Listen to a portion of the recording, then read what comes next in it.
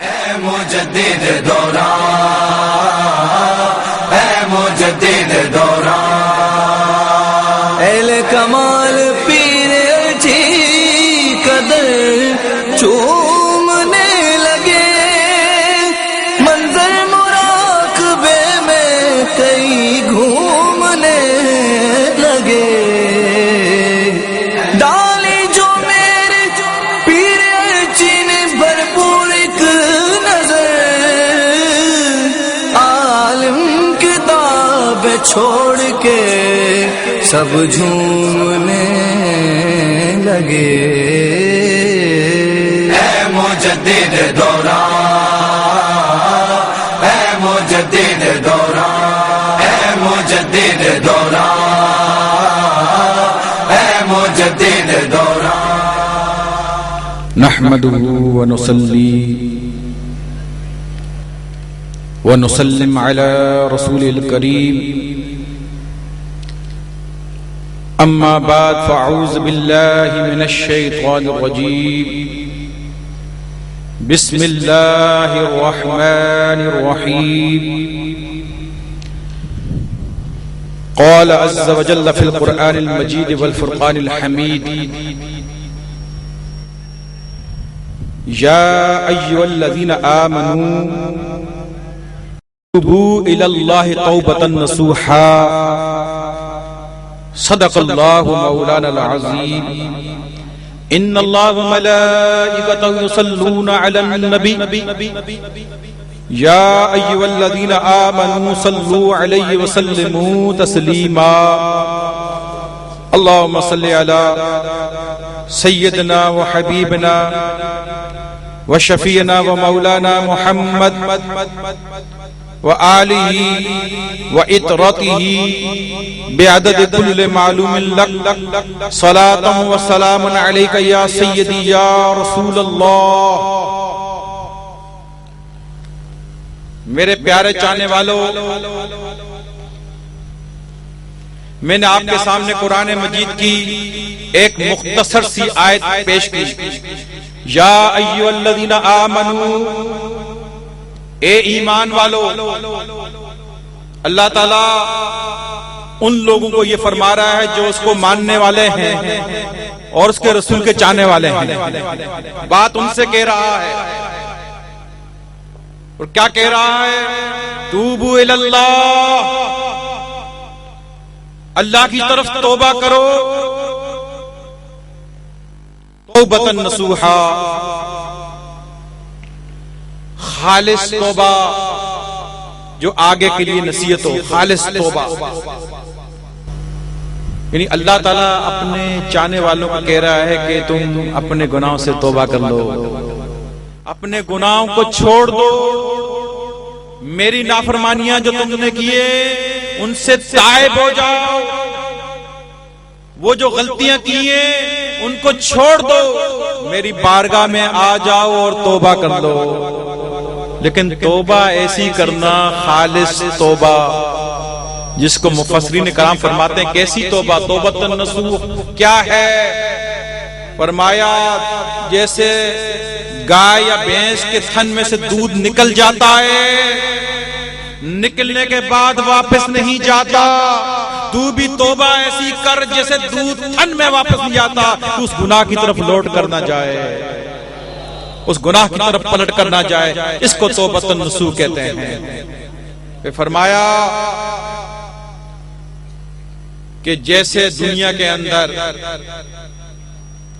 ایک کچرے کا ڈھیر ہے، اس کے اوپر ریشمی کپڑے کا غلاف چڑھا ہوا ہے، تو جو بھی دیکھے گا کہے گا واہ واہ کیا بات ہے، سب کی نظر ریشمی غلاف پر جاتی ہے کہ وہ ریشم چیز ایسی ہے، خوبصورت غلاف ریشم کا، جو بھی ہوگا مڑ مڑ کے دیکھے گا، جو بھی ہوگا اس کی طرف دیکھے گا، جبکہ وہ کچرے کے ڈھیر پر ریشمی غلاف ہے، نظر غلاف پر پڑتی ہے، سب مڑ مڑ کے دیکھ رہے ہیں۔ اچانک ایک آدمی نے غلاف کو ہٹا دیا، نیچے پیشاب ٹوائلٹ کچرا، سب نے منہ موڑ لیا، سب نے منہ موڑ کے بھاگ گئے۔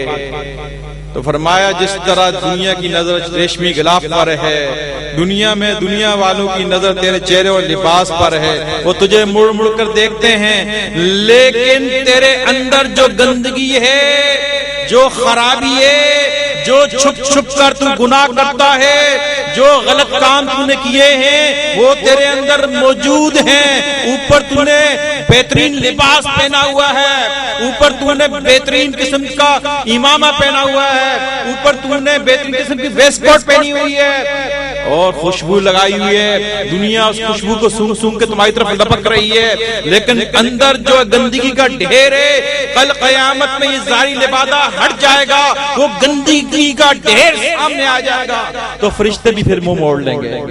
انسان تو انسان، وہاں فرشتے بھی منہ موڑ لیں گے جب گندگی کو ڈھیر کے دیکھیں گے کہ اندر کیا گندگی ہے۔ تو فرمایا کہ یہ ریشمی جسے لباس ہے، کپڑا ہے، اس کے اندر کچرے کا ڈھیر ہے، یہ تو نے لبادہ اوڑھ رکھا ہے، اپنے دل میں دیکھ، اندر دیکھ کہ تو نے اندر کیا چھپا رکھا اور کیا حرکت اور کام کیا ہوا ہے۔ امام حسن بصری رحمت اللہ علیہ،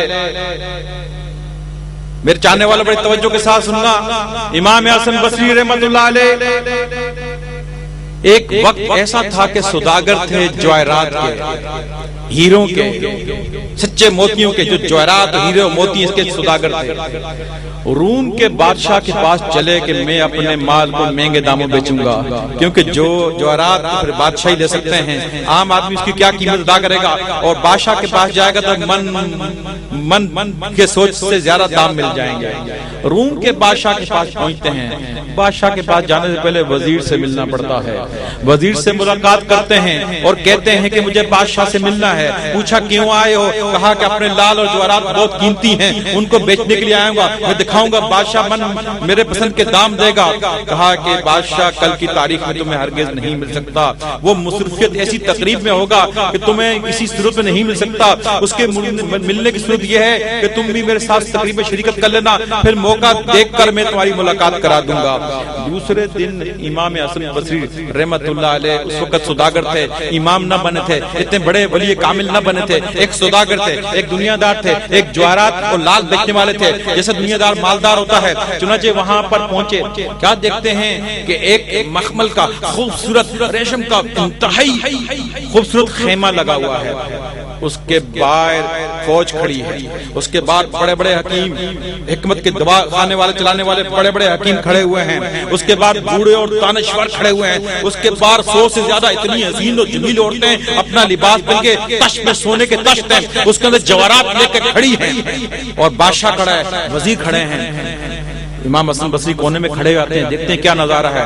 سب سے پہلے فوج اس خیمے کے اندر جاتی ہے، واپس آ جاتی ہے، اس کے بعد وہ بوڑھے جاتے ہیں، واپس آ جاتے ہیں، جو دانشور ہوتے ہیں، اس کے بعد حکیم جاتے ہیں، پھر واپس آ جاتے ہیں، اس کے بعد وہ خوبصورت عورتیں جاتی ہیں، واپس آ جاتی ہیں، اس کے بعد بادشاہ اور وزیر جاتے ہیں، واپس آ جاتے ہیں۔ وزیر کا جب ملاقات کا موقع ملتا ہے امام حسن بصری کو، پوچھتے ہیں کہ اے وزیر، میں بادشاہ سے تو بعد میں ملوں گا، بتائیے کیا ماجرا ہے، اس خیمے کے اندر کون ہے، کیا ماجرا، بار بار جا رہے ہیں آ رہے ہیں۔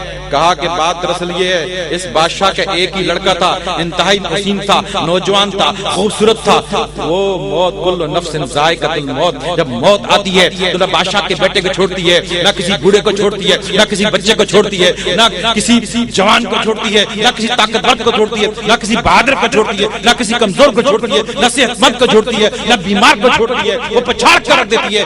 موت آئی، اس بادشاہ کے بیٹے کو لے گئی۔ اس خیمے کے اندر بادشاہ کے بیٹے کی قبر ہے۔ سال جب پورا ہوتا ہے، جس دن مرا تھا، یہ بادشاہ آتا ہے، سب سے پہلے فوج جاتی ہے، فوج کہتی ہے بادشاہ کے لڑکے، اگر موت کو ٹالنا اس بات ہمارے ہاتھ میں ہوتا، ہم سپہ سالار ہیں، ہم جوان ہیں، ہم بہادر ہیں، ہم ملک کے ملک پچھاڑ دیتے ہیں، اگر ہمارے طاقت میں ہوتی موت کو پچھاڑنا، ہم ان سے لڑ جاتے۔ یہ تو اس ہستی کے ہاتھ میں موت ہے جس سے لڑنا ممکن نہیں، اس لیے ہم کچھ نہیں کر سکے، کاش کہ ہم کر سکتے، لیکن جس موت جس کے ہاتھ میں ہے اس سے ہم لڑ نہیں سکتے۔ یہ کہہ کر وہ واپس نکل آتے ہیں۔ پھر دانشور اور بوڑھے اندر داخل ہوتے ہوتے ہیں اور کہتے ہیں اے بادشاہ کے لڑکے، اگر منتیں سمجھتے کرنا اور دماغ سے کام لینا اور اسکیم بنانا اور دانش مندی سے موت کو ٹالا جا سکتا، ہم سارے دانشور مل کر تیری موت کو ٹال دیتے، لیکن تجھے مرنے نہ دیتے۔ لیکن موت ایک ایسی ہستی ہے کہ ہاتھ میں ہے کہ ہماری دانش مندی وہاں کوئی کام نہیں کرتی اور کچھ بھی نہیں ہوتا، لہٰذا ہم مجبور تھے تجھے موت سے نہ بچا سکے۔ اس کے بعد حکیم جاتے ہیں، حکیم کہتے ہیں اگر حکمت سے کوئی دوائی ایسی ہوتی، دنیا میں کوئی دوا ایسی ہوتی کہ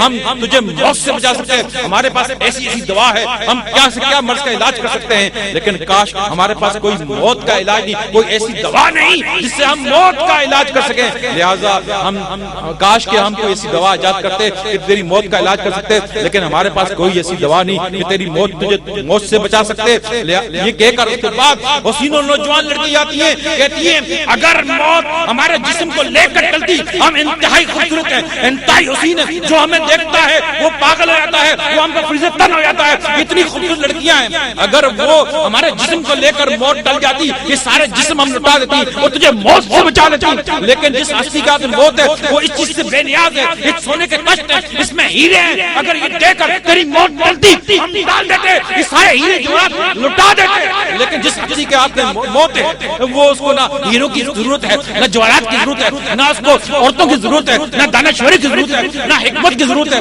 وہ ہر چیز سے بے نیاز ہے اور بالاتر ہے۔ اس لیے اے بادشاہ کے شہزادے، ہم تیری موت کو اپنی جوانیاں لٹا کے بھی نہیں ٹال سکتے تھے۔ اس کے بعد بادشاہ اور وزیر جاتا ہے اور بادشاہ کہتے ہیں میرے بیٹے، میرے لال، کاش کی میں ساری بادشاہی بھی دیکھ کر تیرے موت سے بچا سکتا تو خدا کی قسم میں ساری بادشاہی لٹا دیتا اور دے دیتا تجھے موت سے بچا سکتا، لیکن ساری بادشاہی دے کر بھی موت ایک ایسی ہستی کے ہاتھ میں ہے جو بادشاہوں کو بادشاہ ہے، اس کو اس بادشاہ کی کوئی ضرورت نہیں، اس کے پاس ایسی بادشاہ ہے، میرے بچے بادشاہ دے کر بھی تجھے موت سے نہیں بچا سکتا تھا۔ جب یہ بات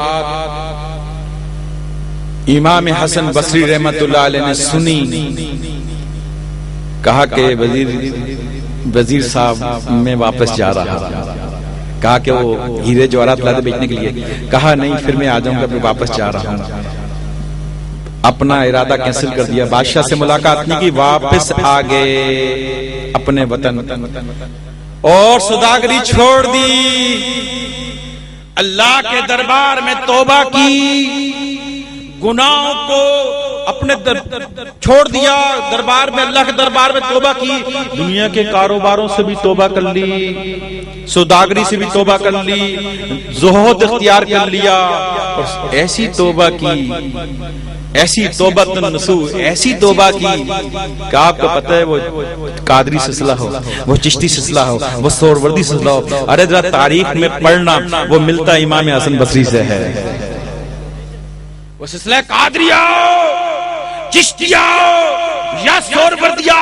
پڑھنا ملے گا امام حسن بصری کے پاس جا کر، کیونکہ وہ خلیفہ بن کے حضرت علی کے پہلے کیا تھے، اس واقعے سے توبہ کی، پھر توبۃ النصوح کر دی کہ دودھ تھن میں جیسے نہیں جاتا اس طرف نہ لوٹے، اور پھر دیکھو وقت کے امام بن گئے، وقت کے امام بن گئے اور علی کے خلیفہ بن گئے۔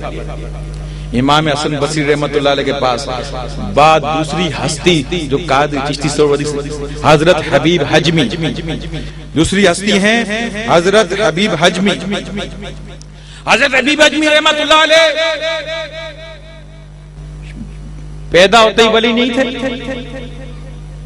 جوانی میں پتہ کیا کرتے تھے، سود پر کاروبار کرتے تھے، سود پر کاروبار کرتے تھے، لوگوں کو سود کا پیسہ دیتے تھے اور اس کے بعد فساد برپا کرتے تھے، ہنگامے کرنا، لڑائیاں کرنا، لوگوں کو مارنا کوٹنا، یہ کام حبیب حجمی کا تھا، سود پر لوگوں کو پیسے دینا اور معاشرے میں فساد برپا کرنا، یہ تھا ان کا کام۔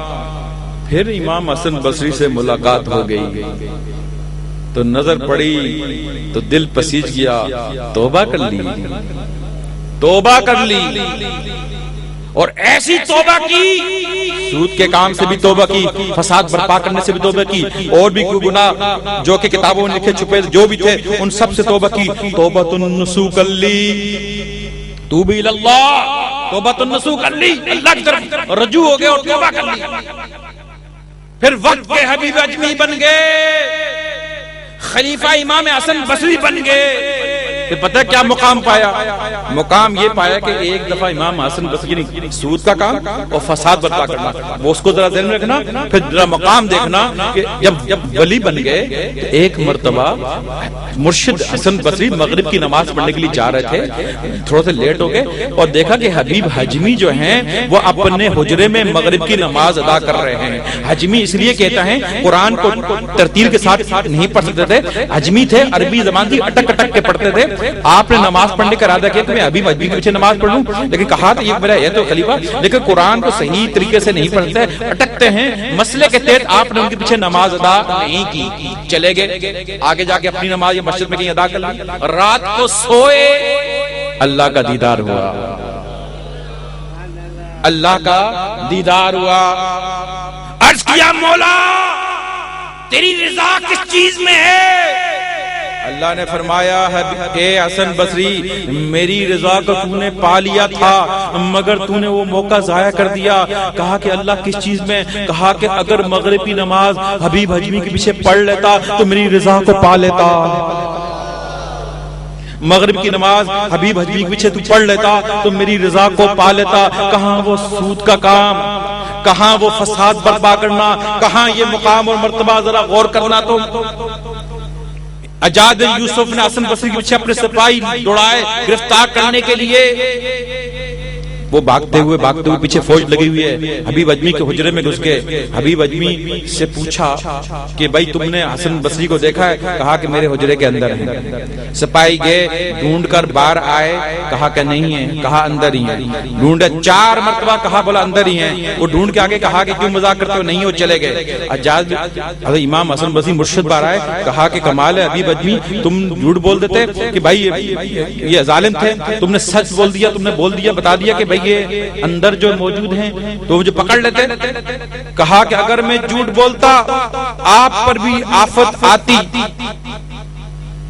آپ پر بھی آفت آتی اور میرے پر بھی آفت آتی، یہ اس لیے اللہ نے آپ کو چھپا لیا کہ میں نے سچ بولا تو آپ بھی چھپ گئے، میں بھی بچ گیا۔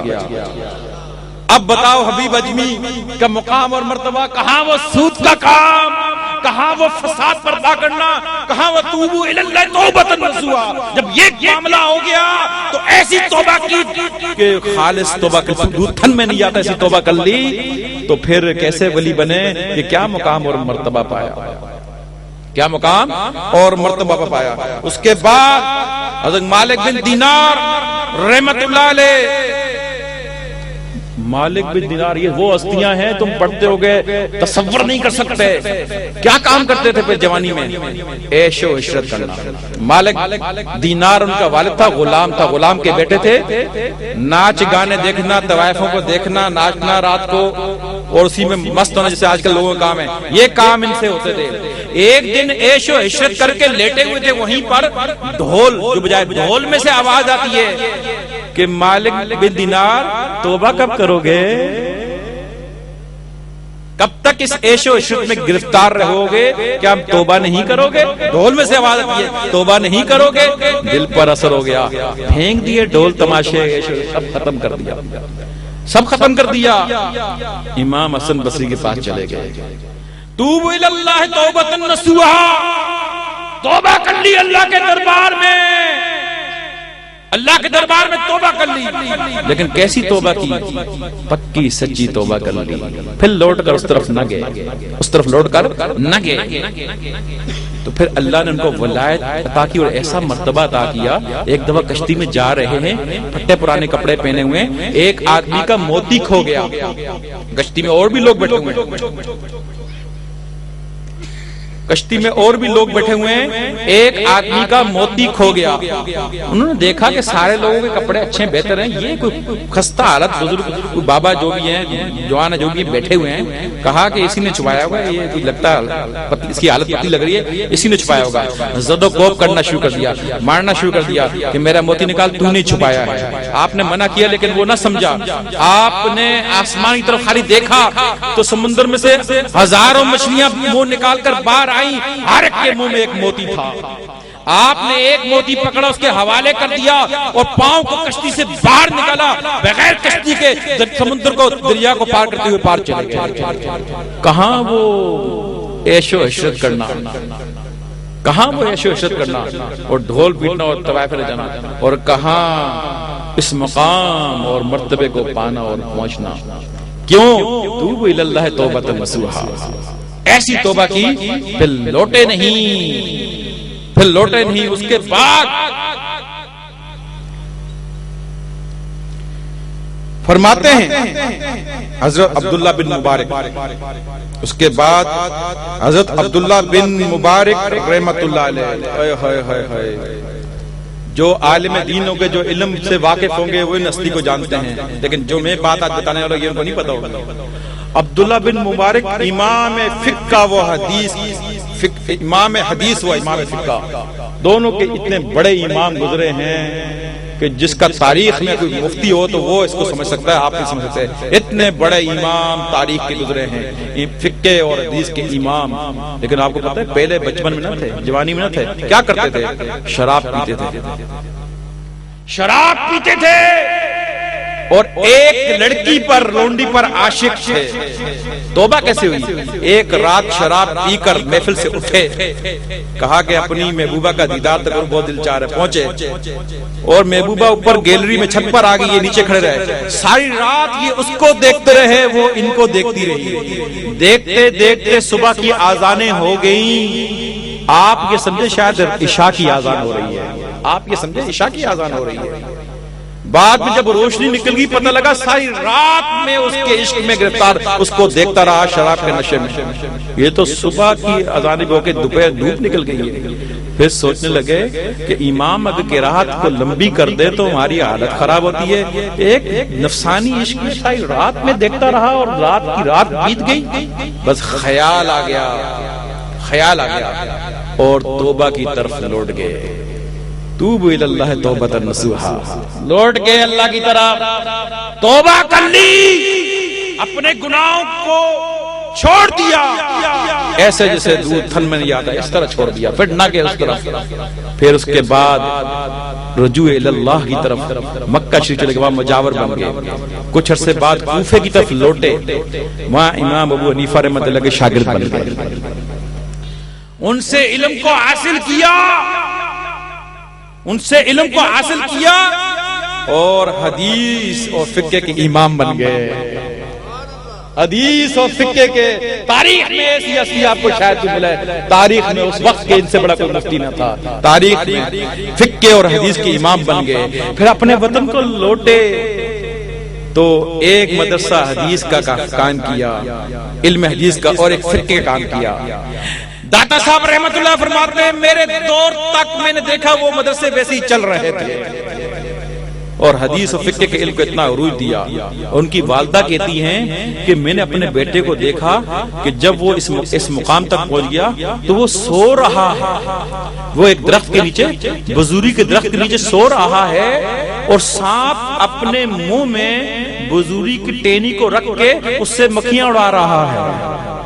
سانپ اپنے منہ میں ٹینی کو پکڑ کے بزوری کی, اس امام سو رہے ایسے ہلا رہا ہے منہ سے تاکہ مکھیاں چہرے پہ نہ بیٹھیں. اور بتاؤ یار, کہاں وہ شراب, کہاں وہ لڑکی, اور کہاں وہ فقہ کے امام, کہاں وہ حدیث کے امام, کہاں سانپ جیسا زہریلا جانور جو کسی کا نہ چھوڑے وہ مکھیاں اڑا رہا ہے.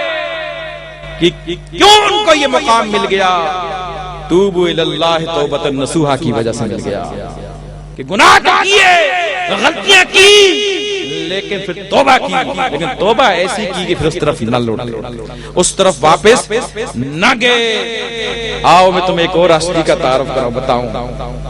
حضرت فضیل بن عیاض, اپنے شجرے کو پڑھنا ہو, چشتی سے شجرے کو پڑھنا سلسلے کے, اس میں فضیل بن عیاض رحمۃ اللہ کا ذکر آئے گا.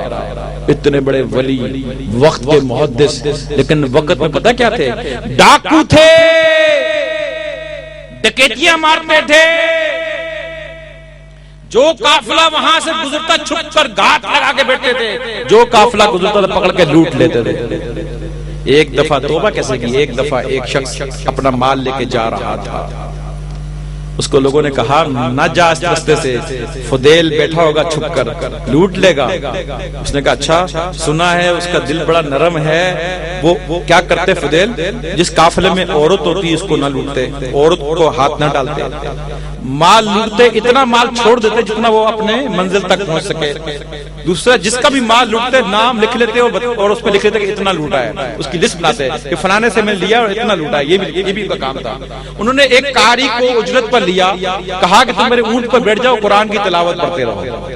چنانچہ اس کا سامان بھی تھا، ایک قاری قرآن پڑھتے پڑھتے، جہاں فضیل بن عیاض چھپ کر گھات لگا کے بیٹھے تھے وہاں سے قاری گزرا، قرآن کی تلاوت کی۔ وہ قرآن کے آیات جب ان کے پاس آئیں، وہ آیات ہی ایسی تھی کہ وہ وقت کب آئے گا کہ جب جو اللہ پر ایمان رکھتے ہیں کہ ان کے دل اللہ کے ذکر سے نرم ہو جائے، ذکر پڑھتا اللہ کے ذکر سے نرم ہو جائے۔ جب یہ آیات، یہ باتیں ان کے کانوں تک پہنچ گئی، دل پسیج گیا، ڈر گیا، خوف کھایا۔ آپ نے اس کو چھوڑ دیا، نہ لوٹا اور توبہ کی طرف آ گیا۔ توب اللہ توبۃ نصوحا کی طرف آگے۔ جن جن لوگوں سے مال لوٹا تھا ان کو واپس کیا، کسی کو جس طرح بھی راضی کیا راضی کر لیا، کسی سے معاف کرایا، کسی کو دے دیا، کوئی لسٹ ان کے پاس موجود تھی ان سے معاف بھی کرایا، ان سب کو خوش کر دیا اور مکے کی طرف چل گئے، وہاں کے مجاور۔ پھر وہاں سے لوٹے تو پھر امام ابو حنیفہ رحمت اللہ علیہ کے پاس علم حاصل کرنے آ گئے، وقت کے محدث بن گئے۔ امام ابو حنیفہ نے علم حاصل کیا، وقت کے محدث بن گئے۔ کہاں وہ ڈاکو، کہاں وہ وقت کے محدث؟ ہارون رشید جو ہے اپنے نوکر غلام فضل کے ساتھ مکہ شریف حج کرنے گیا، حج سے فارغ ہوا، کہا کہ فضل یہاں کوئی اللہ کا ولی بھی ہے؟ کہا جی، عبد الرزاق ایک بہت اللہ کے بزرگ ولی ہیں۔ بولا میری ان سے ملاقات کرنا چاہتا ہوں۔ لے گئے، ملاقات کرنے چلے گئے، ان سے ملاقات کی، گفتگو کی، باتیں کی۔ توجہ رکھو میرے چاہنے والوں، باتیں کرنے کے بعد پوچھا اے حضرت آپ پر قرض ہے؟ کہا کہ ہاں مجھ پر قرض ہے۔ آپ نے وہ قرض ادا کر دیا۔ باہر نکلے، کہا فضل بزرگ تو ہے مگر میں جو چاہتا ہوں ایسا کوئی اور بزرگ نہیں ہے؟ کہا کہ سفیان بن عینیہ بھی یہاں پر ہے، آیا اس سے ملاقات کرتے، بولے چلو ان سے باتیں کی، گفتگو کرتے رہے۔ کہا کہ حضرت آپ پر کوئی قرض ہے؟ کہا ہاں قرض ہے، کتنا؟ اتنا دے دیا۔ بولا یہ بھی ادا کر دینا میری۔ باہر نکلے، فضل ابھی پوچھنے کی باقی ہے، کوئی اور بزرگ ہے؟ کہا کہ ہاں فضیل بن عیاض بھی یہاں رہتے ہیں، آئے آپ کو ان سے، بولے چلو ان سے ملنے چلتے ہیں۔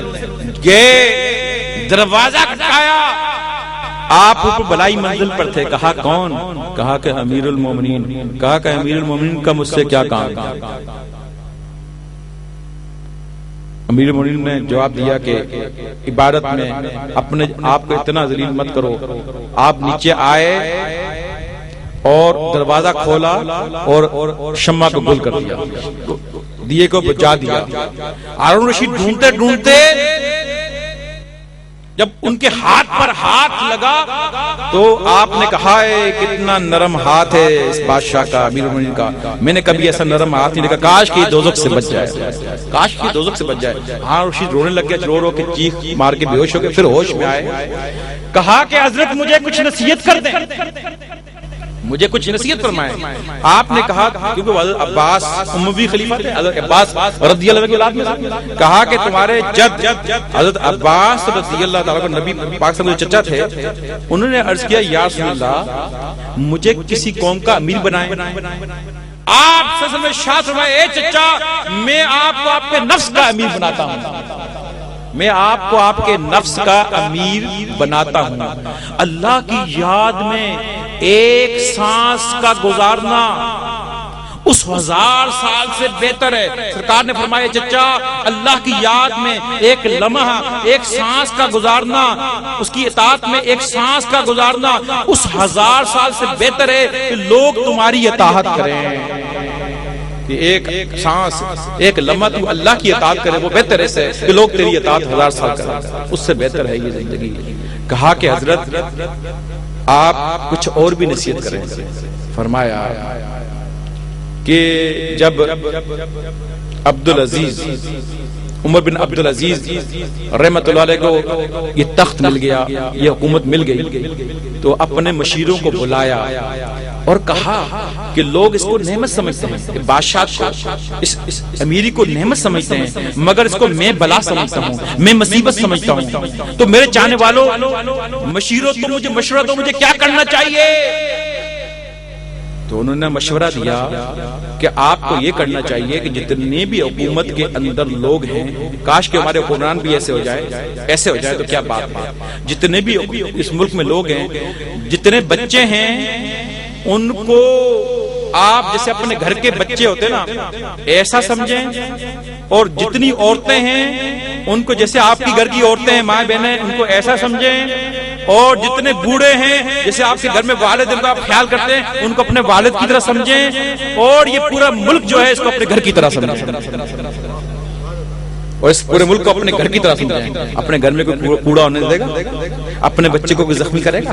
اپنی ماں کو کوئی مارے گا؟ اپنی بیوی کا کوئی نقصان کرے گا؟ اس کو سوٹ لا کے دے گا، اس کو کھانا لا کے دے گا، خیال کرے گا؟ اپنے باپ کی خدمت کرے گا؟ گھر کا کتنا خیال کرے، کتنا ڈیکوریٹ کرے گا؟ تو ملک کو اپنا گھر سمجھ، اس کو ایسا ڈیکوریٹ کرے، بچوں کو اپنا بچہ سمجھ، ہر بچے کا خیال کر کے اپنا بچہ سمجھ کے، اگر تو بادشاہ ہے تو بہنوں کا، عورتوں کا ایسا خیال کر جیسے ماں بہنوں کا اپنی بیوی کا خیال کرتا ہے، اور بوڑھوں کا ایسا خیال کر جیسے اپنے باپ کا خیال کرتا ہے۔ ہارون رشید حیران ہو گیا، وہی فضیل بھائی یا جو ڈاکو تھے ان کی نصیحت دیکھیں کیا کر رہے ہیں۔ پھر کہا کہ حضرت آپ کا کوئی قرض ہے؟ کہا کہ ہاں اللہ کا مجھ پر قرض ہے اور اس کی اطاعت کا قرض ہے، کہ میں اس کی اطاعت کروں، یہ مجھ پہ قرض ہے، اللہ کا قرض ہے مجھ پہ کہ میں اس کی اطاعت کروں، یہ قرض ہے۔ کہا کہ نہیں، میں دنیا کے مال دولت کی بات کر رہا ہوں، کہ اگر اللہ کا شکر، اللہ کی نعمتیں بہت زیادہ ہیں اور میں بڑا ناتواں انسان ہوں، بہت ناشکر ہوں، اس کی نعمتیں میرے پر بہت ہیں۔ کہا کہ اچھا یہ 1000 اشرفیوں کی تھیلی آپ رکھ لیں۔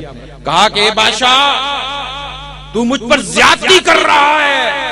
کہا کہ کون سی زیادتی؟ کہا کہ میں تمہیں بلاؤ مصیبت سے نکال رہا ہوں، سمجھا رہا ہوں، اور تم مجھے بلاؤ میں شامل کر رہا ہے، مصیبت میرے حوالے کر رہا ہے۔ اور چاہنے والوں سوچو، ایک وقت وہ تھا کہ وہ ڈاکو تھے، لوگوں کے مال کو زبردستی لوٹا کرتے تھے، آج 1000 اشرفیاں تحفے میں مل رہی ہیں۔ کہا کہ نہ، ان کو تو اپنے پاس رکھ، میں اس کو بلاؤ مصیبت سمجھتا ہوں۔ یہ فضیل بن عیاض تھے، لیکن وقت کے ڈاکو تھے، اور وقت پھر جب آیا تو وقت کے امام بن گئے۔ آج اپنے سلسلے کا دیکھنا، وہ فضیل بن عیاض ایک ایسے سورج کی طرح چمک رہے ہیں، ان کے ہزاروں لاکھوں مرید بنے اور وقت کے محدث بنے، اور ایسی شخصیت ہے جن کی ایک واقعہ نہیں ہے، بے اختصار کے ساتھ بیان کروں، تاریخ بڑی پڑھے ان کی ایسی کرامات اور واقعات ہیں۔ پھر اس کے بعد ایک اور بزرگ ہیں، ان کا نام ابراہیم بن ادھم رحمۃ اللہ علیہ، سبحان اللہ، ابراہیم بن ادھم رحمۃ اللہ علیہ، کتنے بڑے بزرگ گزرے ہیں، لیکن بلخ کے بادشاہ تھے۔ اور سوچنا، بلخ کے بادشاہ تھے، بلخ کے بادشاہ تھے۔ بادشاہ کیسا ہوتا ہے آپ سوچو نا، کتنی زیادتیاں ہوتی ہیں، کتنے اس کے ظلم ہوتے ہیں، کتنی عیاشیاں ہوتی ہیں۔ وہ بلخ کے بادشاہ تھے، غافل تھے۔ ایک دن جنگل میں شکار، گھوڑے پر شکار کر رہے ہیں، اپنے چاہنے والوں کے ساتھ، اپنے غلاموں کے ساتھ ہوئے شکار پہ نکلے ہوئے ہیں۔ ایک ہرن نظر آیا، آپ نے گھوڑا اس کے پیچھے دوڑا دیا، اپنے قافلے سے بچھڑ گئے، اپنے غلاموں سے بچھڑ گئے، جنگل کے پیچھے، ہرن کے پیچھے بھاگتے بھاگتے بہت آگے نکل گئے۔ آگے جا کے ہرن رک گیا، جب اللہ کی مہربانی ہوتی ہے ایسا ہوتا ہے، ہرن رک گیا۔ کہا کہ اے ابراہیم بن ادھم، تجھے اللہ نے اس کام کے لیے پیدا کیا کیا اللہ، یا پھر اللہ نے تجھے حکم دیا تو یہ کام، تجھے اللہ نے اس کام کے لیے پیدا کیا؟ اب ہرن بولے گا، ظاہری بات ہے، انسان کو تو کوئی آپ کے ساتھ بھی کوئی مرغا یا ہرن کوئی ایسی بات بولے تو آپ تو پریشان ہو جاؤ گے کہ بھائی یہ چیز تو بولتی نہیں ہے۔ اس نے کہا کہ آپ کو اس کام کے لیے پیدا کیا ہے، یا اللہ نے آپ کو حکم دیا کہ آپ یہ کام کرو؟ بس گھوڑے کو واپس لوٹا دیا، پریشان ہو گئے۔ لوٹ آئے، آ کر گھر میں سوتے ہیں تو رات کو چھت پر ٹہلنے کی آواز آتی ہے۔ آپ نے کہا چھت پہ کون ہے؟ جواب دیا وہ اپنے اونٹ تلاش کر رہا ہوں۔ کہا کہ وہ پاگل آدمی، چھت پر اونٹ ملا کرتے ہیں۔ کہا کہ اگر چھت پر اونٹ نہیں ملتے تو یہ بس نرم بستر پر تو سویا، سوچ رہا ہے اللہ کی طرف آنے کے لیے وہاں خدا بھی نہیں ملتا۔ پھر صبح ہوئی، دربار لگایا، ایک فقیر قسم کا آدمی آ گیا، اللہ کی مہربانی ہے کہ ایک فقیر قسم کا آدمی آ گیا۔ کہا کہ بادشاہ سلامت جان کی امان پاؤں تو یہ عرض کروں کہ آپ کا یہ مسافر خانہ بڑا اچھا ہے۔ کہا کہ اوئے خبردار، دیکھ رہا ہے کہ جس تخت پہ بیٹھا ہوں اس میں ہیرے اور جواہرات لگے ہوئے ہیں، یہ شان و شوکت والا میرا درخت ہے، میرا لباس ہے، میری بادشاہت ہے، میری شان و شوکت ہے، تو کیا کہہ رہا ہے کہ مسافر خانہ ہے؟ کہا کہ جان کی امان پاؤں تو کچھ عرض کروں، بولا کر۔ کہا کہ آپ سے پہلے یہاں پر کون تھا؟ کہا میرا باپ تھا، اس سے پہلے دادا تھا، اس سے پہلے اس کا باپ تھا، اس سے پہلے اس کا باپ تھا۔ کہا کہ حضور مسافر خانے میں کیا ہوتا ہے؟ ایک آتا ہے دوسرا جاتا ہے، ایک آتا ہے دوسرا جاتا ہے۔ مسافر خانہ اسی کو کہتے ہیں، ایک آیا وہ جا رہا تھا دوسرا آ رہا، ایک جا رہا ہے دوسرا آ رہا ہے، اس کو مسافر خانہ کہتے ہیں۔ آپ تھے، آپ سے پہلے آپ کے باپ تھے، باپ سے پہلے دادا تھے، ایک آ رہا ہے دوسرا جا رہا ہے، یہ مسافر خانہ نہیں تو اور کیا ہے؟ یہ مسافر خانہ نہیں تو اور کیا ہے؟ بس ابراہیم بن ادم پر یہ بات لگ گئی۔ وہ ہرن والا واقعہ، چھت والا دن کو یہ ہو گیا، وزیر کو بلایا، بادشاہ کا لباس پھینکا اور بادشاہ حوالے کی وزیر کی اور خاموشی سے جنگل کی طرف نکل گیا اور توبوا الی اللہ توبۃ نصوحا کی طرف آ گئے۔ تھن جیسے تھن میں دودھ نہیں ہوتا، ایسے بادشاہ کو لات مار دی۔ ارے ولیوں نے آج بادشاہ کے پیچھے لوگ کتوں کی طرح بھاگ رہے ہیں، ایسے لوگوں نے ولیوں نے بادشاہ کو لات مار کے اللہ کی طرف آ گئے۔ ارے تم لوگ خوش نصیب ہو کہ اللہ نے تم یہ سوچتے ہو کہ تمہیں بادشاہ مل جائے، ارے دیکھو بادشاہ کو لات مار کے اس طرف آئے جس طرف تم بیٹھے ہو، جس در پر تم بیٹھے ہو، جس راستے پہ تم چل رہے ہو۔ ان لوگوں نے تو بادشاہ کو لات، تم بادشاہ کی طرف جا رہے ہو، انہیں لات مار کر اس طرف آئے ہیں اور پھر اس چیز کو پایا ہے۔ بہرحال وہ آگے فقیر بن گئے، درویش بن گئے۔ ابراہیم بن ادم کے واقعات ایسے ہیں کہ آپ تصور نہیں کر سکتے، تصور نہیں کر سکتے۔ ایک مرتبہ کسی نے پوچھا، سننا بادشاہ کا لباس کیسا ہوتا ہے؟ ابھی کے بادشاہ تو وزیر ان کی ملک ان کا نہیں ہے نا، ایک جاتے وہ تو بادشاہ جب تک مرے نہ جگہ ان کی ہوتی ہے۔ اور ہیرے جو ہے تاریخ میں بادشاہ کو واقعات اتنی نالج تو آپ کو ہوگی بادشاہ کیسے ہوتے ہیں، ان کا کیا شان و شوکت ہوتی، جو حکم دے وہ ہوتا تھا، کوئی سمجھی ہم نہیں ہوتی، اس کا جو حکم اس کا ہے وہی ہوگا۔ اب وہ بادشاہ کا معاملہ دیکھنا، ایک وقت کشتی میں جا رہے ہیں، چند لوگ اتنے پھٹے پرانے کپڑے پہنے ہوئے ہیں، درویشی میں آگے اللہ کی یاد مست ہیں کہ ہوش ہی نہیں، جیسے آج کو آپ کو ہوش نہیں ہوتا نا، ایسے ان کو بھی ہوش نہیں، بس بیٹھے ہوئے ہیں، کچھ سمجھ نہیں پڑی، سر پہ زلفیں بکھری ہوئی ہیں اور کپڑے پھٹے ہوئے اور اللہ کی یاد میں مست ہیں۔ لوگ فروٹ کھا کے چھلکے ان پہ پھینک رہے ہیں۔ ان سے کسی نے پوچھا کبھی آپ کو مزہ آیا کسی بات پہ، کچھ آپ نے پایا؟ بولا ہاں ایک دفعہ، دو دفعہ، کہا ایک واقعہ سناؤں گا، بولے دو دفعہ آیا، دوسرا نہیں ایک سناؤں گا۔ کہا کہ ایک دفعہ ایسا ہوا کہ وہ لوگ فروٹ کھا کے چھلکے میرے اوپر پھینک رہے ہیں۔ پھر ایک مسخرہ اٹھا، اس نے اتنا مجھے تنگ کیا یہاں تک کہ میرے سر پہ آ کے پیشاب کر دیا، میرے سر پہ آ کے پیشاب کر دیا، اپنا وضو ننگا کیا اور میرے سر پہ پیشاب کر دیا۔ اب بتاؤ کوئی ایسا کرے تو آپ قتل ہی کر دینا۔ کہاں وہ وقت کا بادشاہ تھا، کہاں لوگ چھلکے مار رہے ہیں، کہاں سر پہ اس نے پیشاب کر دیا۔ انہوں نے کچھ بھی نہیں بولا اس کو، اپنا غسل کیا، اپنا اس کے بعد رہے، کچھ نہیں کہا، کچھ نہیں کہا۔ ایک دفعہ دریا کے کنارے بیٹھے ہیں، ایک آدمی گزرا، کہا کہ آپ تو ہمارے وقت کے ملک میں وہی بلک کے بادشاہ ہیں، ارے آپ کو کیا ہو گیا، ابھی گڈڑی پہن کے یہاں سوئی سے اپنے کپڑے سی رہے ہو، یہ چیزیں اپنی بادشاہت کو چھوڑ کے آپ کو ملا کیا؟ آپ نے اس کی طرف دیکھا، سوئی کو دریا میں پھینک دیا۔ پھینکنے کے بعد کہا اے مچھلیوں میری سوئی لے کر آؤ۔ تھوڑی دیر بعد مچھلیاں نکلی ہزاروں، سب کے منہ میں سونے کی سوئی تھی، سب کے منہ میں سونے کی سوئی تھی۔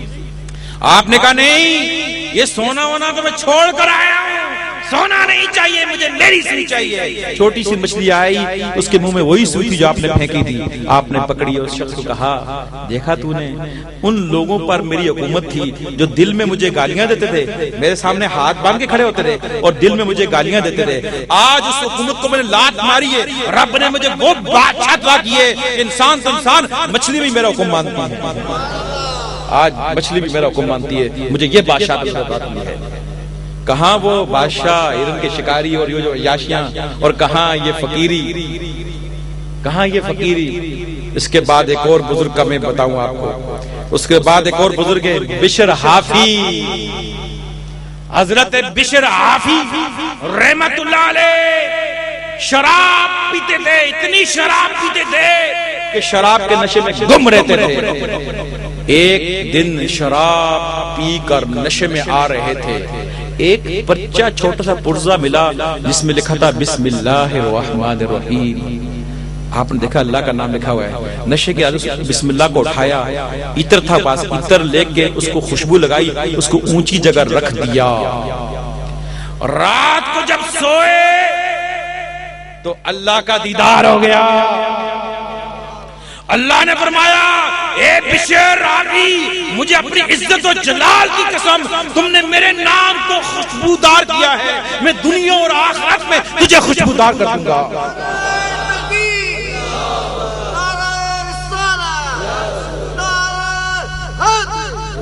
جو نے مجھے دنیا میں میرے نام کو خوشبودار کیا ہے، میں دنیا اور آخرت میں تیرے نام کو خوشبودار کر دوں گا.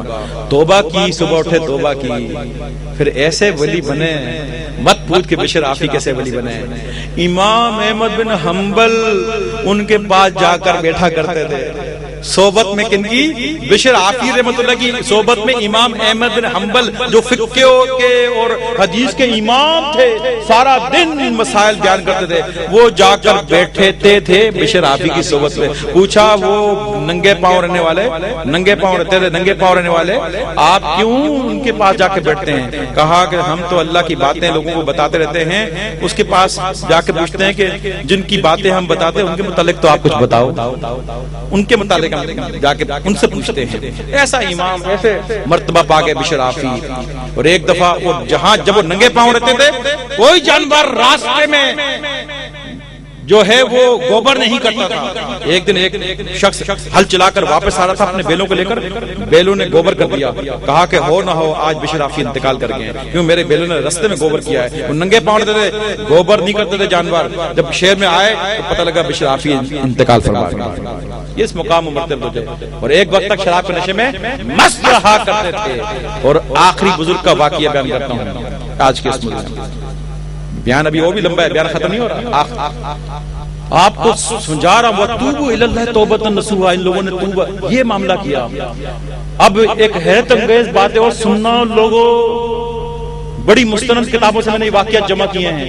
کوئی ایویں نہیں، کوئی ظاہری بات ہے میرا بیان پوری دنیا میں جائے گا. مستند واقعات. حضرت معروف کرخی جو داؤد طائی کے خلیفہ، حضرت سری سختی کے مرشد معروف کرخی مسلمان نہیں تھے. مسلمان نہیں تھے. ایک وقت تھا، ایک وقت تھا مسلمان نہیں تھے، کفر کافر تھے، مسلمان ہی نہیں تھے. پھر اللہ کا کرم ہوا، امام علی رضا، علی بن موسیٰ رضا کے ہاتھ میں اسلام لائے. امام علی بن موسیٰ رضا کے ہاتھ میں ایمان لائے، مسلمان ہوئے اور داؤد طائی کے مرید بن گئے. انہوں نے نگاہوں کے ایسے جام پلائے، سری سختی کے مرشد بن گئے. اور سری سختی جنید بغدادی حضرت شبلی ان کے مرید. ارے یہ سلسلہ وہ یہ غوث الاعظم تک آتا ہے کہ غوث اعظم کی مرشد بن گئے. حضرت معروف کرخی غوث الاعظم کے بھی مرشد بن گیا، لیکن مسلمان نہیں تھے، کافر تھے، اسلام ایمان ہی نہیں تھا. حضرت علی بن موسیٰ کے رضا کے ہاتھ پر ایمان لائے تو وقت کے دیکھو توبوا الی اللہ توبۃ نصوحا، ایسے امام بن گئے.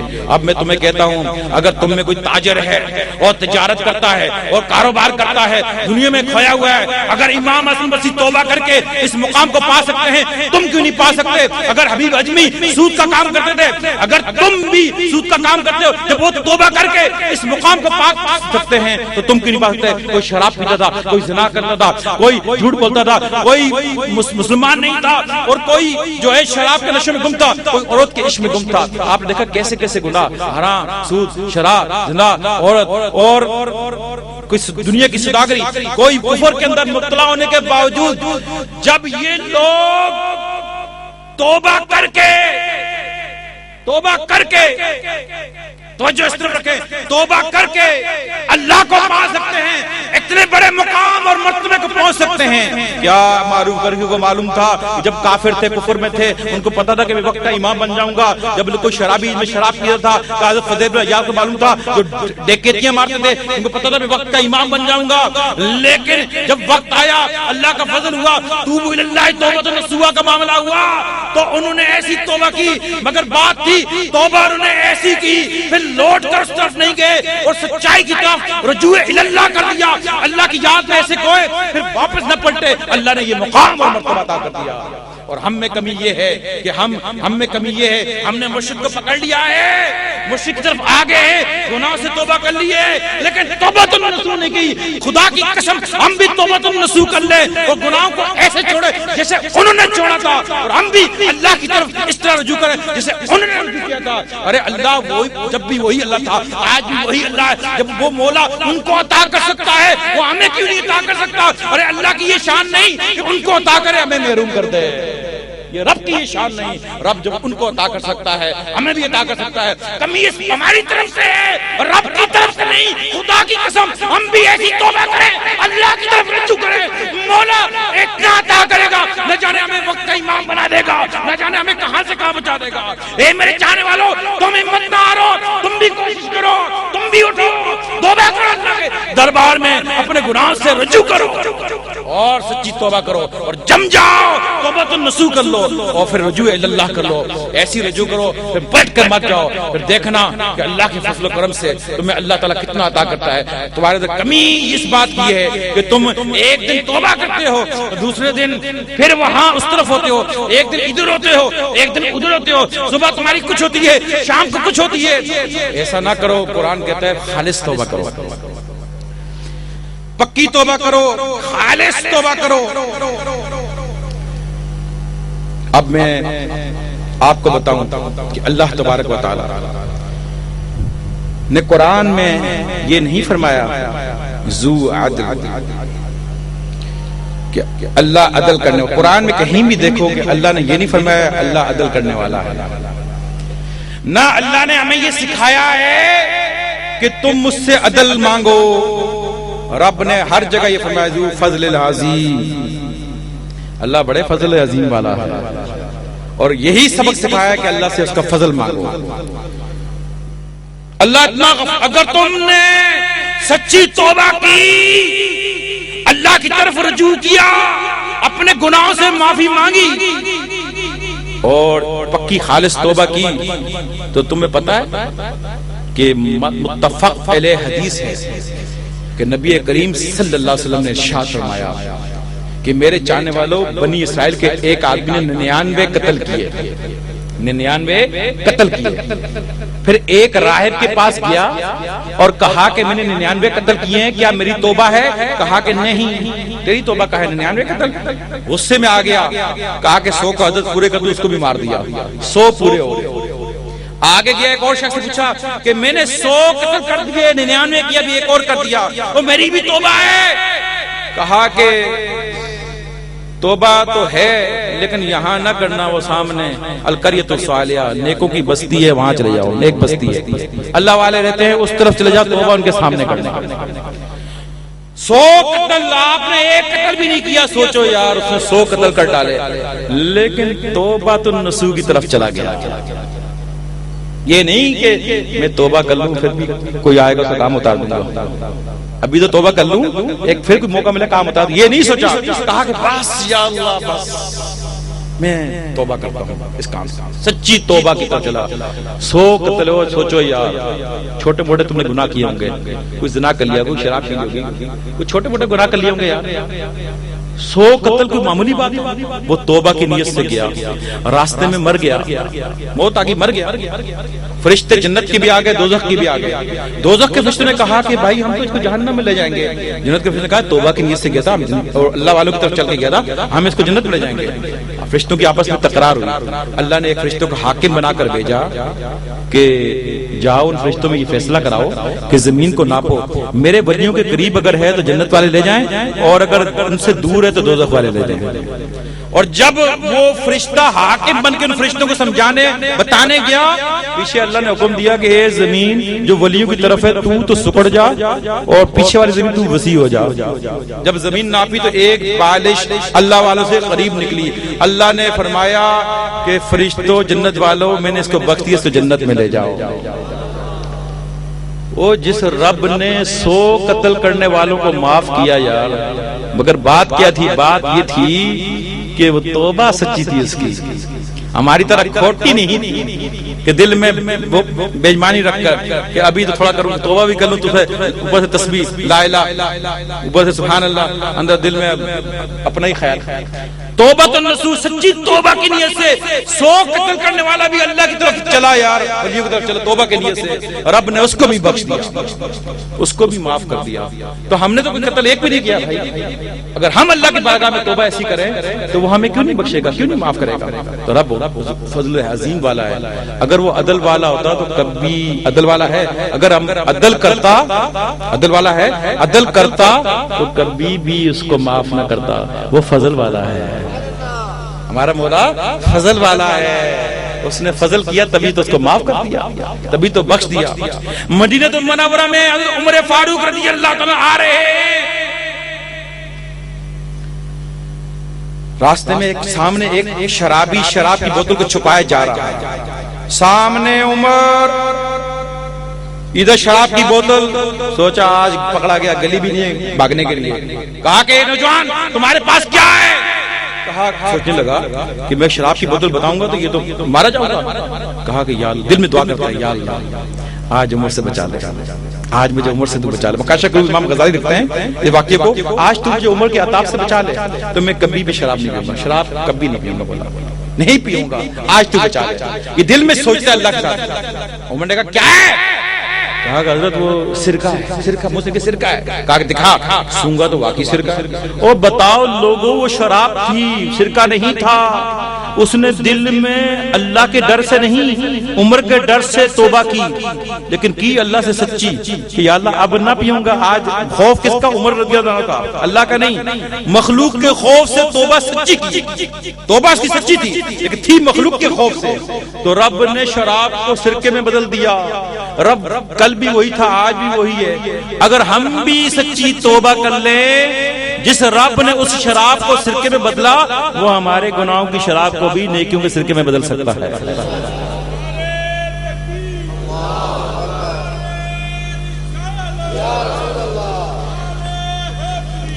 وہ ہماری شراب گناہوں کی شراب کو بھی نیکیوں کے سرکے میں بدل سکتا ہے حضرت عمر رضی اللہ عنہ روتے ہوئے داخل ایک واقعہ کہا حضور کے پاس سرکار نے فرمایا عمر کیوں رو رہا کس چیز نے تمہیں رلایا عرض کیا یا رسول اللہ باہر ایک نوجوان رو رہا ہے اس نے مجھے رلا دیا وقت مختصر رہ گیا میں جلدی جلدی واقعات کو بیان تاکہ پورا ہو جائے پورے واقعات سن لیں بہت وقت کا مختصر رہ گیا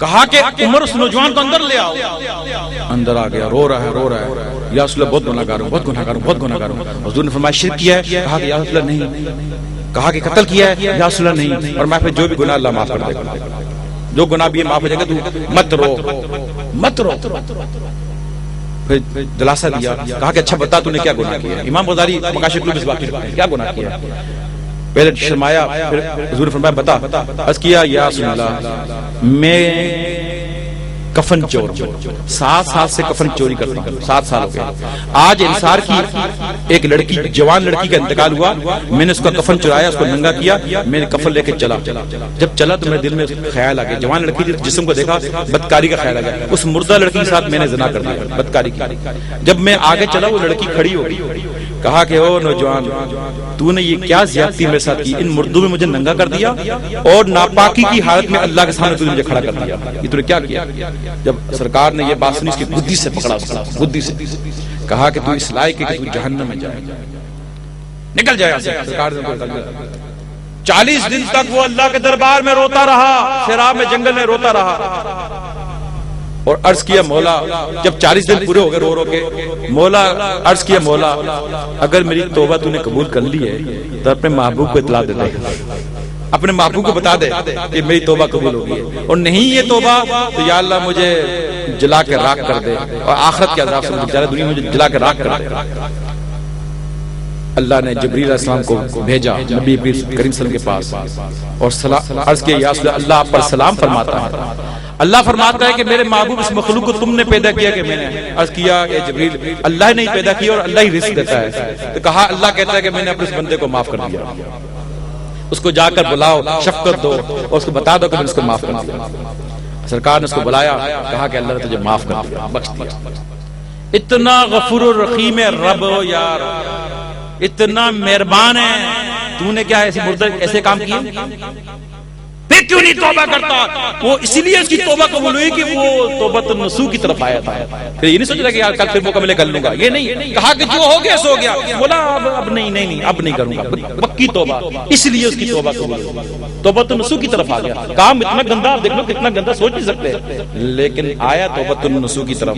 اس لیے حضرت ابو ہریرہ رضی اللہ عنہ عشاء کی نماز کہتے ہیں پڑھ کر میں مسجد سے نکلا، مسجد نبوی سے، راستے میں ایک عورت ملی، کہا کہ اے ابو ہریرہ مجھے ایک مسئلہ معلوم کرنا ہے. بولا پوچھ. کہا کہ میں نے زنا کرایا، اس کے بعد بچہ بھی ٹھہر گیا، بچہ 9 مہینے کا پیدا ہوا، اس کو بچے کو ڈھونڈ کے قتل کر دیا میں نے، کیا میری گناہ کی معافی ہے؟ کہا کہ تو خود بھی ہلاک ہوئی، تو نے بچے کو بھی ہلاک کیا، تیری کوئی معافی نہیں. پھر سوچنے لگے یار ہمارے اندر میرے نبی سرکار موجود ہیں، مجھے فتویٰ دینے کی کیا ضرورت تھی؟ یہ میں نے دے تو دیا کہ ایسا نہ ہو. فوج سرکار کے پاس گئے، اس عورت نے کہا کہ میں نے زنا کیا، قتل کیا بچے کو، میں نے اس کو نکال دی، منع کر دی، تیری معافی نہیں ہے. سرکار نے فرمایا تو بھی ہلاک ہوا، تو نے اس عورت کو بھی ہلاک کر دیا، اس کی معافی کیوں نہیں ہے؟ کیوں نہیں اس کی معافی؟ حضرت ابو ہریرہ فرماتے ہیں کہ میں دیوانہ ہو گیا، اس عورت کو ڈھونڈتا رہا، اتنے دن ڈھونڈا کہ لوگ کہنے لگے ابو ہریرہ دیوانہ ہو گیا، پاگل، پریشان ہو گیا، سکون ختم ہو گیا میرا. بالآخر وہ عورت مجھے ملی. میں نے کہا کہ سرکار نے فرمایا کہ تیری بخشش ہے، تیری توبہ اللہ قبول کر لے گا. جب اس عورت نے یہ سنا تو خوشی کے ماری ہنسی، کہا کہ میرے پاس ایک باغ ہے، میں اللہ اس کے رسول کے حکم پر اس کو صدقہ کرتا ہوں، اللہ اس کے رسول کے حکم پر اس کو صدقہ کرتا ہوں. اتنی خوشی آ گئی، خوش ہو گئی، پھر میں رب نے مجھے معاف کر دیا اتنے بڑے گناہ کہ میں نے بچے کو بھی قتل کیا اور زنا بھی کرایا، یہ دونوں گناہ میرے معاف ہو گئے. بولے میں اپنے باغ کو صدقہ کرتا ہوں. خوش ہو گئی. ساری مستند حدیث. پھر آگے فرماتے ہیں اسرار الاولیاء میں بابا فرید گنج شکر رحمۃ اللہ علیہ اور قطب مختار کاغذ نے یہ بات لکھی ہے. فرمایا کہ ایک نوجوان تھا، اللہ کی عبادت کرتا تھا، اتنی عبادت کرتا تھا، اللہ کا اتنا ذکر کرتا تھا، اور راتوں کو بھی اللہ کی یاد رسے سے اپنے گلے میں ڈال دیتا اور اللہ کی اللہ تیرا ہی بندہ، یہ غلام حاضر ہے، یہ ہے ہی، اس کے گناہگار ہے، اپنے گناہوں کی توبہ کرو، نیکی پارتے لیکن ہر وقت توبہ کرتا. مرنے کے قریب ہوا، اپنی ماں کو کہا ماں وعدہ کر 3 باتوں کا، میرے مرنے کے بعد میرے گلے میں تو رسا ڈالے گی اور چاروں کونوں میں گھسیٹے گی، اور ساتھ ساتھ یہ کہے گی جو اللہ کا نافرمان ہوتا ہے اس کے ساتھ یہی ہوتا ہے، اور دوسرا میرا جنازہ رات کو لے کے جائے گی تاکہ لوگوں کو نہ پتہ لگے کہ گناہگار کا جنازہ جا رہا ہے، اور تیسرا جب لوگ دفن کر کے مجھے چلے جائیں گے میری ماں تو قبر سے نہ جانا، شاید میں جنت میں جانے کے قابل تو نہیں، تیرے قدموں کی برکت سے جنت مل جائے. وہ مر گیا، ماں نے رسا گلے میں ڈالا، وعدہ کر لیا اچھا بیٹا ٹھیک ہے کروں گی، ماں نے رسا گلے میں ڈالا، ابھی ڈال کے گھسیٹنے والے تھی، عاطف غیبی سے آواز آئی اے عورت مت گھسیٹنا، یہ میرا محبوب ہے، محبوب کے ساتھ ایسا نہیں ہوا کرتا. تو جو اللہ کے دربار میں ایسے توبہ کرتے ہیں، زندگی ایسی گزارتے ہیں اور ایسا خوف رکھتے ہیں، مرنے کے بعد ان کو ایسے انعامات ملا کرتے ہیں. اور عائشہ صدیقہ رضی اللہ تعالیٰ عرض کرتی ہیں یا رسول اللہ اب اگر شب قدر کو میں اپنی آنکھوں سے دیکھ لوں اور سمجھ لوں کہ یہ شب قدر ہے تو یا رسول اللہ میں اللہ سے کیا مانگوں؟ اللہ کے رسول فرماتے ہیں اے عائشہ تو یہ مانگنا اللہم عفو تحب العفو فاعف عنی، اے اللہ تو معاف کرنے والا ہے، معافی کو پسند کرتا ہے. اللہ کے رسول فرماتے تو عائشہ یہ مانگنا کہ اے اللہ تو معاف کرنے والا ہے اور معافی کو پسند کرتا ہے، فاعف عنی بس تو مجھے معاف کر دے. یعنی پہلے اللہ کی تعریف کرنا، اے اللہ تو معاف کرنے والا ہے، وتحب العفو، اور پسند بھی کرتا ہے، محبت بھی کرتا ہے، معاف کرنے کو پسند کرتا ہے. جب اللہ کے رحمت جوش میں جائے پھر آگے یہ کہنا فاعف عنی، یا اللہ تو مجھے بھی معاف کر دے. یہ تعریف کر کے آخر میں کرے یا اللہ تو مجھے بھی معاف کر دے، یا غفور یا غفور یا غفور.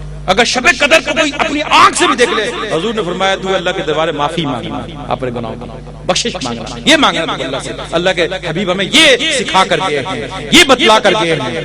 پھر آگے فرماتے ہیں کہ زکریا علیہ السلام کہ ایک صاحبزادے یحییٰ علیہ السلام 4 سال کی عمر میں تھے، اتنا خوف خدا سے روتے، 4 سال کی عمر میں ہو تم بڈھو، اتنے بوڑھو 4 سال کی عمر اتنا روتے رہے. کبھی زکریا علیہ السلام جو ہے موت کا ذکر اور خوف خدا کا ذکر اپنی مجلس میں نہیں کرتے کہ یحییٰ کو کانوں میں آواز جائے گی پھر رونا شروع کرتے، کھانا پینا چھوڑ دیتا ہے. ایک دن ستون کے پیچھے چھپ کے زکریا علیہ السلام نے دیکھا کہ یحییٰ نظر نہیں آ رہے، انہوں نے موت کا ذکر اور خوف خدا کا ذکر شروع کر دیا، انہوں نے رونا شروع کر دیا، کھانا پینا چھوڑ دیا، جنگل میں نکل گئے. ماں باپ ڈھونڈتے رہے نہ ملے، ایک ہفتہ گزر گیا نہ ملے، جنگل میں ڈھونڈنے کی طرف چلے گئے. ایک بکری بکریاں چرانے چرواہا ملا, کہا کہ ادھر کوئی بچہ تو نہیں آیا, کہا کہ میں نے کسی بچے کو نہیں دیکھا, البتہ یہ غار ہے, اس میں سے رونے کی آواز آ رہی ہے اور وہ اتنا رو رہا ہے, اس کو رونے میں اتنا درد ہے, البتہ یہ بات ہے کہ 3 دن ہو گئے ہیں اس غار میں رونے کی آواز آ رہی ہے, میری بکریوں نے کھانا پینا چھوڑ دیا ہے, اس غار کے پاس کھڑی ہیں, اس کی آواز میں کیا درد ہے, وہ میری بکریاں بھی رو رہی ہیں, تو میری بکریوں کے بھی آنسو نکل رہے ہیں. اب نہ جانے اندر کون ہے, وہ سمجھ گیا کہ ہمارا بیٹا یا یہی ہے. اندر گئے, شفقت نے پیار کیا, یا آؤ کیا گھر لے کے پیار کیا, کھانا کھلایا, ماں نے شفقت سے سلایا. کہا کہ بیٹا اتنا نہ رویا کر, کیوں روتے ہو؟ کہا کہ ماں کل قیامت تم میں میری سفارش کر سکو گی, مجھے بچا سکو گی. کہا کہ بیٹا قیامت میں کوئی ماں کام نہیں آتی. کہا کہ جب یہ بات ہے تو اس لیے میں روتا ہوں. پھر پیار محبت سے سلا دیا. جب سو گئے, ابھی سوئے تھے, تھوڑی دیر گزری تو اللہ کی طرف سے آواز آئی, یا مجھے بھول گئے مجھے.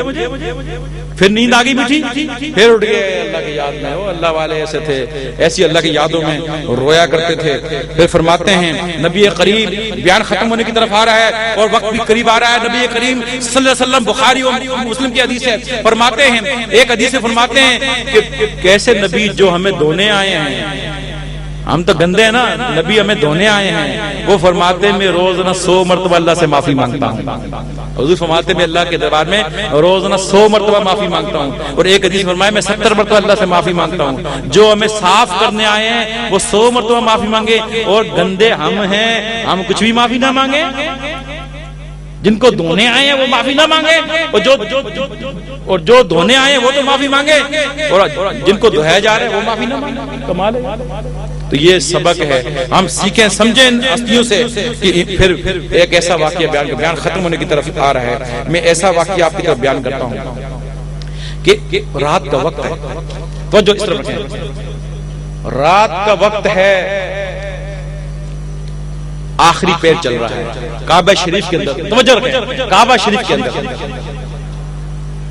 لوگ طواف کر رہے ہیں, کچھ لوگ قرآن پڑھ رہے ہیں, کچھ سجدوں میں ہیں. کعبے میں دیکھا جو کوئی نفلیں ادا کر رہے ہیں, کوئی تہجد پڑھ رہے ہیں. ایک شخص اس نے چہرے پر کپڑا ڈھانپا ہوا ہے, ملتزم کو پکڑا ہوا رو رہا ہے, یا اللہ میں تیرا بڑا گناہگار بندہ ہوں, دنیا میں ایسا اتنے آدمیوں کی تعداد نہیں جتنے میرے گناہوں کی تعداد ہے. میرے مولا دنیا میں اتنے ذرے نہیں جتنے میرے گناہوں کی تعداد ہے. اتنی جانور اور مچھلیاں نہیں جتنے میرے گناہوں کی تعداد ہے. اتنے زمین و آسمان میں وسعتیں نہیں جتنے میرے گناہوں کی تعداد ہے. یا اللہ تو مجھے معاف کر دے, بخش دے. رو رو کے بیحال ہو رہے ہیں. کعبے کے لوگوں نے اس کی جب یہ فریاد کو سنا وہ بھی رونے لگ گئے, سوچنے لگے یار یہ کوئی بہت ہی گناہگار ہے, یہ کوئی بہت ہی گناہگار شخص ہے, بہت ہی گناہوں میں ڈوبا ہوا ہے. ایک تبع تابعین جا کر اس کے دامن کو پکڑتے ہیں اور روتے, کہتے ہیں مولا واقعی کوئی بہت ہی گناہگار لگ رہا ہے, یا اللہ میں بھی تیرے آگے ہاتھ پھیلاتا ہوں, اس کو بخش دے. یا اللہ میں اپنی نیکیاں بھی اس شخص کو دیتا ہوں, تو اس کو بخش دے. کہا کہ اے رونے والے, اتنا رو رہا ہے تو لگتا ہے بہت ہی گناہگار ہے, میں نے اپنی نیکی بھی تجھے دے دی, اب تو رک جا, ذرا اپنا چہرہ تو دکھا تو ہے کون. جب چہرے سے نقاب کو اس نے ہٹایا, دیکھا وہ امام زین العابدین تھے. دیکھا وہ امام زین العابدین تھے جو کہ ملتزم کو پڑھ کر رو رہے تھے اور فریادیں کر رہے تھے, اور سارے حرم والوں کو لا دیا. اور وہ شخص کہتا ہے یہ تو بہت ہی گناہگار ہے, میں نے جب دیکھا امام تو وہ پھر وہ تو چپ ہو گئے. پھر مخلوق کا کیا حال ہوا ہوگا کہ امام زین العابدین جیسے کا یہ خوف خدا اور یہ توبہ, اور ہم غفلت میں. یہ ان کا حال اور ہماری اپنا حال, ان کا حال دیکھو اور اپنا حال دیکھو. یہ کیا معاملہ اور کیا ماجرا ہے. امام ابو حنیفہ رحمۃ اللہ علیہ, ان کے شاگرد فرماتے ہیں میں نے دیکھا کہ میں سوچا امام ابو حنیفہ رات کو کیا کرتے ہیں, میں مسجد کی سنتی ہوئی چھپ گیا. دیکھا امام ابو حنیفہ جب رات کو چلے گئے عشاء کی نماز کافی دیر بعد مسجد میں داخل ہوتے ہیں. دن کو عالمانہ لباس پہنا ہوا ہے, جب رات کو مسجد میں واپس لوٹتے کوئی بھی مسجد کے دروازے بند ہوتے ہیں تو غلامانہ لباس پہنا ہوا ہے, اور آ کر مسجد کونے میں کھڑے ہو کر اپنی داڑھی کو پکڑ لیتے ہیں اور کہتے ہیں مولا تیرا یہ مجرم ابو حنیفہ حاضر ہے. اور ساری رات گریہ زاری کرتے ہیں کہ مولا, اور کہتے ہیں مولا بڑے تعجب کی بات ہوگی کہ قیامت کو ابو حنیفہ کو بخش دے گا. یہ بڑی تعجب کی بات ہوگی کہ قیامت میں ابو حنیفہ بخشا جائے. اگر ابو حنیفہ کی بخشش قیامت پہ ہو گئی تو یہ بڑے تعجب کی بات ہوگی. اور ساری رات روتے گریہ زاری کرتے ہیں. یہ عالم ہے ان ہستیوں کا جو کروڑوں کے پیشوا ہیں، لاکھوں دلوں کی دھڑکن ہیں، ان کا یہ عالم ہے۔ اور ہم اگر اپنے گریبان میں جھانکیں، اپنے اوپر غور کریں تو ہمارا کیا عالم ہے۔ تو میرے چاہنے والوں کوشش کرو، ہمت مارو، اس توبہ کی طرف آؤ۔ اور اللہ تعالیٰ پتہ ہے کیا، اتنا غفور رحیم ہے، حدیث مبارکہ میں ہے اللہ تعالیٰ توبہ کو اتنا پسند کرتا ہے، اگر تم دن کو گناہ کرتے ہو نا تو اللہ تعالیٰ انتظار کرتا ہے رات ہونے تک، اس بات کا کہ شاید میرا بندہ توبہ کر لے۔ جب رات کو کرتے ہو صبح تک انتظار کرتا ہے شاید توبہ کر لے، اس کے توبہ کا انتظار کرتا ہے۔ اور فرمایا کہ ایک شخص خطرناک وادی میں داخل ہو جائے، اس کے پاس ایک اونٹ ہو، اس کے اوپر کھانے پینے کی چیزیں ہوں، ایک درخت کے نیچے وہ سو جائے اور پرخطر وادی ہو، جب سو کر اٹھے اونٹ غائب، کہا کہ کھانے پینے کی چیز، بھوک لگے، پیاس لگے، پانی بھی ایک، نہ پانی ہے نہ کھانا ہے، اسی اونٹ پر تھا، ڈھونڈتے ایک پہر گزر جائے، تھک ہار کر واپس درخت نیچے آ جائے، اب تو موت ہی ہے، میرے کھانے پینے کا اونٹ کھو گیا، اب میں کیا کروں گا، سو جائے۔ جب سو کر اٹھے دیکھے اونٹ تو وہیں بیٹھا ہوا ہے، وہ کھانے پینے کی بھی چیزیں، بتاؤ کتنی خوشی اس کو ہوگی کہ نہیں ہوگی، بتاؤ۔ اس لیے لیٹتا کہ یا اللہ اب موت ہی ہے، میں مرنے کے لیے لیٹتا ہے، مرنے کی نیت سے لیٹ جاتا ہے، اب مرنا ہی ہے، لیٹ جاتا ہوں، مرنا ہے۔ جب تھوڑی دیر کافی دیر سونے کے بعد آنکھ کھلتی ہے، دیکھا اونٹ تو وہیں بیٹھا ہوا ہے، کھانے پینے کی چیزیں، کتنی خوشی ہوئی۔ فرمایا اس سے زیادہ اللہ کو خوشی ہوتی ہے جب بندہ گنہگار اللہ سے توبہ کرتا ہے، اس سے زیادہ خوشی اللہ کو ہوتی ہے جب بندہ گنہگار اللہ سے توبہ کرتا ہے۔ اور جب شیطان مردود ہو گیا، اس نے کہا کہ مولا قیامت تک کی مہلت دے، قیامت تک کی مہلت دے۔ اللہ نے کہا دی، کہا کہ تیری عزت و جلال کی قسم میں تیرے بندوں کو تیری طرف نہ آنے دوں گا، تیری طرف نہ آنے دوں گا، آگے پیچھے دائیں بائیں کو بہکاؤں گا اور نیکی کی طرف نہیں آنے دوں گا۔ رب نے کہا مجھے بھی اپنی عزت و جلال کی قسم، جب تک میرے بندے کی جان میں جان ہے وہ میری طرف ہزاروں لاکھوں کروڑوں گناہ کر کے میری طرف آئے گا اور توبہ کرے گا، میں قیامت تک اس کو بخشتا رہوں گا۔ جب تک اس کی جان میں جان ہے میں قیامت تک بخشش کے دروازے بند نہیں کروں گا۔ بزرگ فرماتے ہیں جنت کے دروازے تو کھلتے بھی ہیں بند بھی ہوتے ہیں، لیکن توبہ کے اوپر دروازے پر ایک ایسا فرشتہ کھڑا ہے جو کھول کے رکھتا ہے، بند نہیں ہونے دیتا، اس کو بند نہیں ہونے دیتا، وہ کھلا رہے گا، وہ بند نہیں ہوگا۔ جنت کے دروازے کبھی کھلتے ہیں اور کبھی بند ہو جاتے ہیں، لیکن توبہ کا دروازہ بند نہیں ہوتا، وہ کھلا ہی رہتا ہے۔ اور آخری بات کر کے بیان کو ختم کرتا ہوں کیونکہ آپ اتنا جانے ہو نماز کا ٹائم۔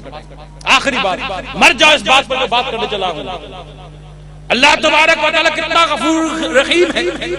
اے لوگو، اے میرے چاہنے والوں، آ جاؤ اپنے گناہوں سے، اپنے جھوٹ سے، غیبت سے، چغلی سے، بہتان سے، بدگمانی سے، فیش گوئی سے، گرل فرینڈ رکھنے سے، بے حیائی سے، داڑھی منڈانے سے، بے نمازگی سے، ظاہری برائیوں سے، باطنی خرابیوں سے، حسد سے، تکبر سے، غرور سے، ریاکاری سے، لوگوں کو دھوکہ دینے سے، حرام کاری سے، حرام روزی کھانے سے، سود دینے سے، شراب پینے سے، ارے جتنے بھی گناہ ہیں جن کو اللہ اور رسول نے ناپسند کیا، حرام قرار دیا ہے، ان سے باز آ جاؤ، چھوڑ دو، سچی توبہ کر لو، توبوا الی اللہ توبۃ نصوح، ایسی توبہ کر لو اور اللہ کی طرف آ جاؤ۔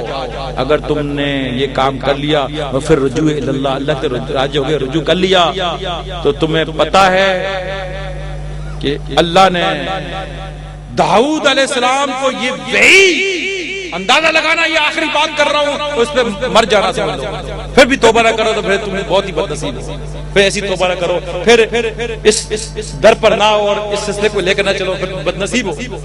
اللہ تعالیٰ نے داؤد علیہ السلام کو وحی نازل کی،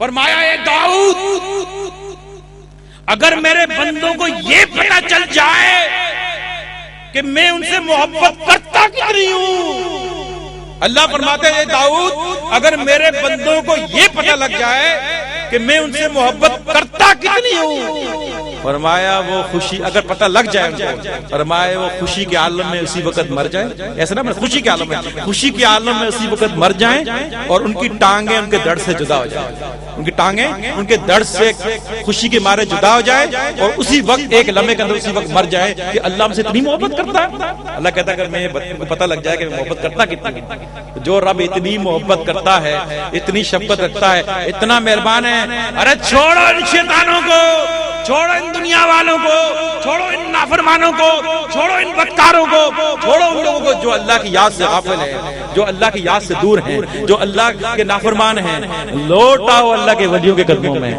ان کے ساتھ بیٹھو جو اللہ کی طرف ہے، قافلہ بناؤ، یہ اجتماع بناؤ، یہ گراؤنڈ بھر جائے، یہ سب مل کر اللہ کو یاد کرو، اور جو ان کے ساتھ بیٹھو جو اللہ کو یاد کرتے ہیں ان کے پاس توبہ بھی کرو اور توبہ نصوح کرو اور پھر اللہ کے ذکر میں لگ جاؤ اور مشرک کے دامن کو پکڑ لو، پھر ایسا پکڑنا جیسا وہ کتے نے اصحاب کہف کو پکڑا تھا، ایسا پکڑنا، پھر چھوڑنا نہ، پھر دنیا بھی تمہاری ہے، دنیا بھی تمہاری اچھی ہے، تمہارا ظاہر بھی اچھا ہے، تمہارا باطن بھی اچھا ہے، تمہاری موت بھی اچھی ہے، تمہاری قبر بھی اچھی ہے، تمہاری آخرت بھی اچھی ہے، تمہارا سب کچھ اچھا ہے، تمہاری جنت سب بیڑا پار ہے، دنیا میں بھی بیڑا پار، آخرت میں بھی بیڑا پار۔ لیکن اگر تم نے یہ کام نہیں کیا، میں مرشد ہوں آپ کا، میں آپ کو دنیا میں یہ بتا رہا ہوں، میں وہ مرشد ہوں، آپ کو کہہ رہا ہوں وہ کوئی سوکھے بیڑے پار نہیں۔ آج تک تاریخ میں جتنے اللہ کے ولی گزرے ہیں کسی نے یہ نہیں کہا وہ جا سوکھا بیڑا پار ہے۔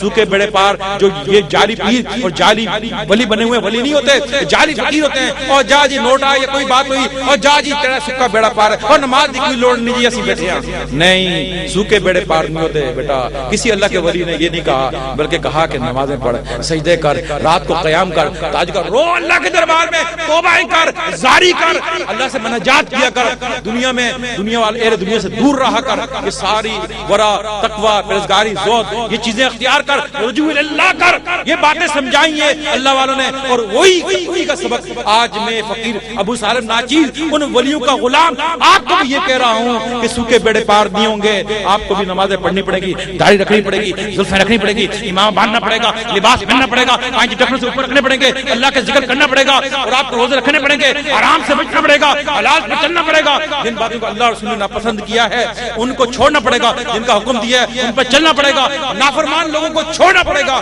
اور غلام ابو سالم کے دامن کو پکڑنا پڑے گا، ناچیز کے دامن کو پکڑنا پڑے گا، تو پھر بیڑا پار ہے۔ اللہ تعالیٰ سب کو ان باتوں پر عمل کرنے کی توفیق عطا فرمائے، آمین بجائے نبی المرسلین، وآخر دعوانا ان الحمد للہ رب العالمین۔ اے مجدد دوران، اے مجدد دوران، اہل کمال پیر جی قدر چومنے لگے، منظر مراقبے میں کئی گھومنے لگے، ڈالی جو میرے پیر ارچی نے بھرپور ایک نظر، عالم کتاب چھوڑ کے سب جھومنے لگے، اے مجدد دوران،